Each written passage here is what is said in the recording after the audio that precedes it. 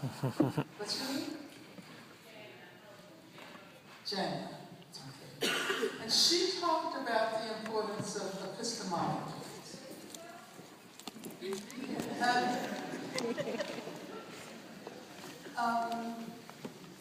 And I wonder whether, as a field, ethnic studies has ever seriously grappled with this issue, given that it has tended to be under the rubric of the social sciences or the humanities.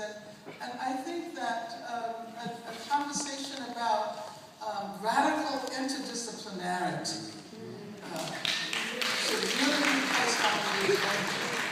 And an interdisciplinarity that's not simply about traditional academic disciplines. Because we assume that if we add, say, history and sociology and philosophy, then we're doing interdisciplinary work. But I'm talking about a broader interdisciplinarity that acknowledges that knowledge is produced in venues other than the university. And I think this was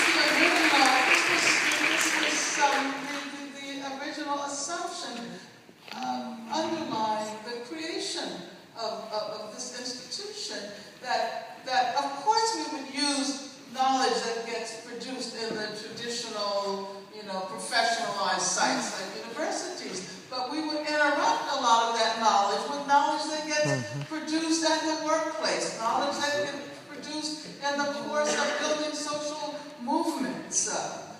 And that, I think, is still very much on the agenda, a kind of radical interdisciplinarity. And it also means that within the field, we have to think about different kinds of citational practices. Because see, we do this academic work and we fall right into the conventional ways in which it's done. And you cannot figure out how to cite something that gets produced, in the course of like a demonstration or. So what you do is you cite the academic who somehow or another ended up with that idea, even though the idea got produced, the knowledge got produced elsewhere.